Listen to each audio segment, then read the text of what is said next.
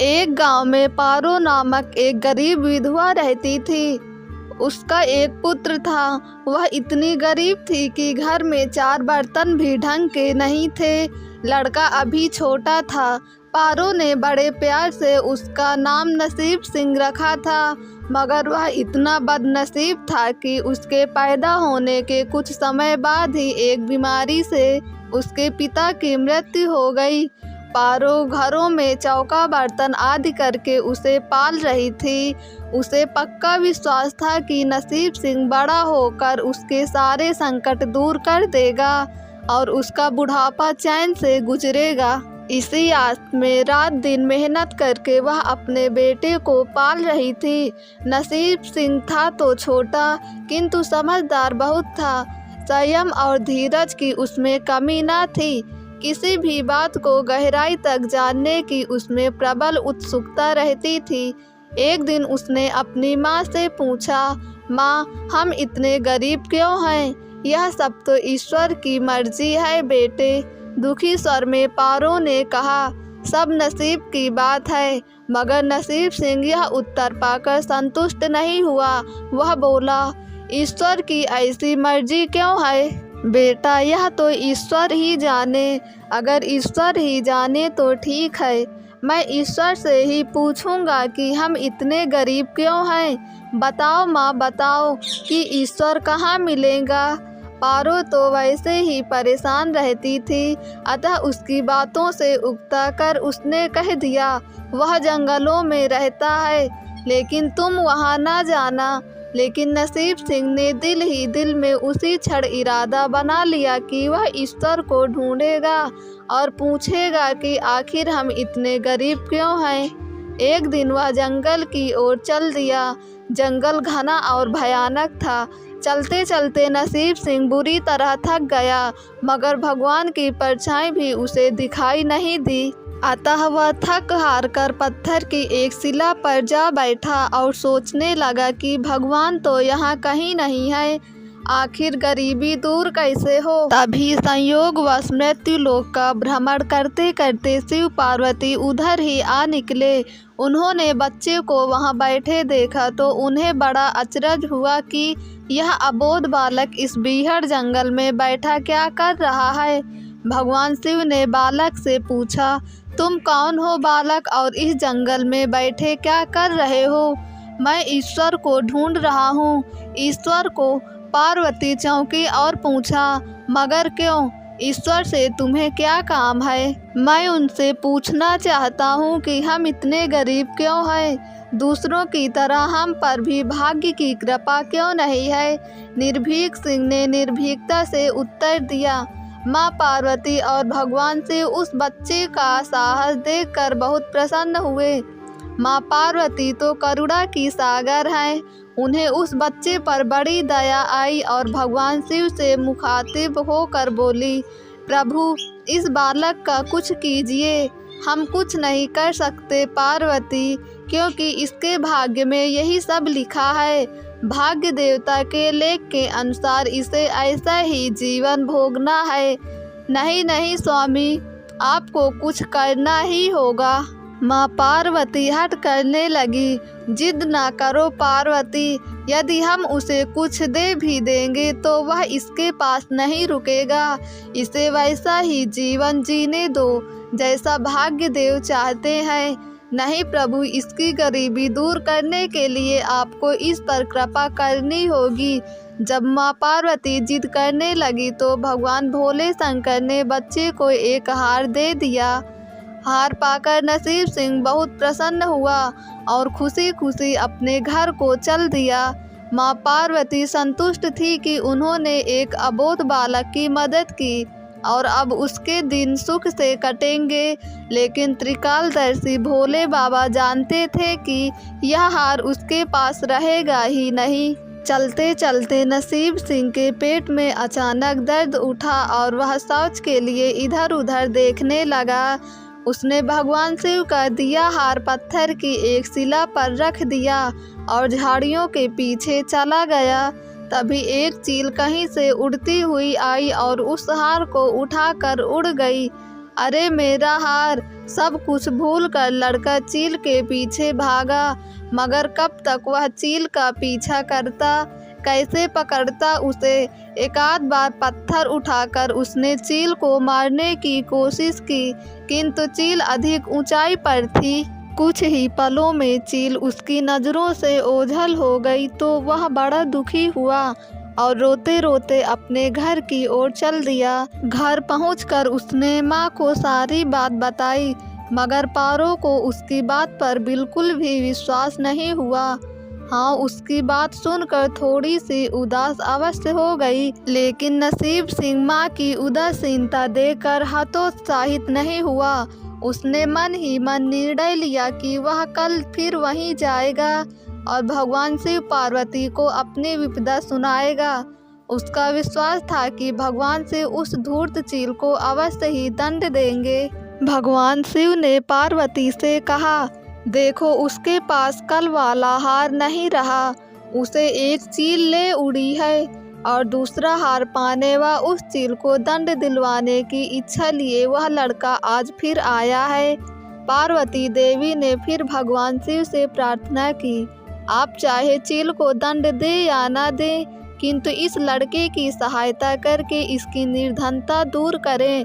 हम कुछ नहीं कर सकते देवी, यदि तुम जिद करती हो तो हम ब्रह्मा से कहते हैं, वही इस बालक की कुछ सहायता करेंगे। कहकर भगवान शिव ने ब्रह्मा जी को बुलाया और सारी बात बताकर आग्रह किया कि आप ही इसकी कुछ मदद करें। तब ब्रह्मा जी ने लड़के को हीरे की एक अंगूठी दे दी। लड़के ने अंगूठी जेब में रखी और खुशी खुशी अपने घर चल दिया। उसने सोच लिया था कि वह अब एक पल के लिए भी अंगूठी को अपने से अलग नहीं करेगा। चलते चलते अचानक उसे प्यास लगी। वह सरोवर के किनारे पहुंचा और जैसे ही वह चुल्लू भर कर पानी पीने के लिए झुका, वैसे ही उसकी जेब से अंगूठी निकलकर पानी में जा गिरी और इससे पहले कि वह उठाता एक मछली उसे निगल गई। नसीब सिंह फिर रोते रोते घर आया और माँ को सारी बात बताई। बेटा, जब तक भाग्य में नहीं है तब तक कोई भी चीज़ नहीं रुकेगी। माँ ने उसे दिलासा देते हुए कहा, जब भाग्य देवता खुश होंगे तो मिट्टी भी सोना बन जाएगी, मगर इस प्रकार किसी के देने से हमारी गरीबी दूर नहीं होगी। उसे समझाकर माँ अपने काम में लग गई, मगर नसीब सिंह भी हार मानने वाला नहीं था। उसने मन ही मन सोच लिया था कि वह कल फिर जाएगा। तीसरे दिन वह फिर जा पहुँचा। शिव और पार्वती उसका यह साहस देखकर बहुत खुश हुए। शिव जी ने इस बार ब्रह्मा जी के पास जाकर बात की कि वह लड़का तो बड़ा साहसी है, इसका कुछ उद्धार किया जाना चाहिए। तब ब्रह्मा जी ने सलाह दी कि हमें भगवान श्री हरि के पास जाना चाहिए, वही इसका कोई हल बताएंगे। अतः वह श्री हरि के पास जा पहुँचे। पूरी बात सुनकर भगवान विष्णु ने नसीब सिंह को कुछ हीरे दिए। हीरे पाकर वह बहुत खुश हुआ और इस बार बिना कहीं रुके उसने सीधे अपने घर जाने का निश्चय किया, क्योंकि 2 बार उसकी चीज़ें खो चुकी थी। जब वह घर पहुंचा, माँ घर पर नहीं थी, अतः नसीब सिंह ने हीरे एक लोटे में रखकर कोने में छिपा दिए और माँ को ढूंढने निकल पड़ा। वह मन ही मन सोचने लगा कि अब माँ को किसी के घर काम करने की क्या आवश्यकता है, अब तो वह भी अमीर बन गए हैं। उधर पीछे से चोर उसके घर में घुसे और जो भी सामान हाथ लगा लेकर भाग निकले। उस सामान में लोटा भी था जिसमें हीरे रखे थे। जब वह माँ के साथ वापस आया तो देखा कि हीरे गायब थे। इतना ही नहीं, घर का दूसरा सामान भी गायब था। अब तो उसकी माँ को बहुत गुस्सा आया। वह बोली, क्यों मुझे नई नई कहानियाँ सुनाकर पागल बनाता जा रहा है? सारा दिन आवारा की तरह इधर उधर भटकता रहता है और शाम को पिटाई के डर से कोई नई कहानी सुना देता है। माँ की डांट सुनकर लड़का रोने लगा। वह तो केवल वही जानता था कि जो कुछ भी उसने बताया था वह सत्य था। डांट सुनकर लड़के की हिम्मत और बढ़ गई और अगले दिन वह फिर उसी स्थान पर जा पहुंचा।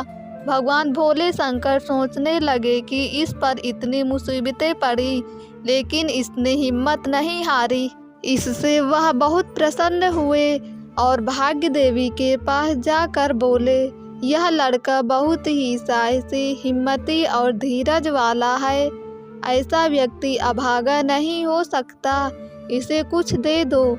आज्ञा पाकर भाग्य की देवी ने नसीब सिंह को सोने का एक सिक्का दिया। सिक्का लेकर नसीब सिंह खुशी खुशी अपने घर को चल दिया।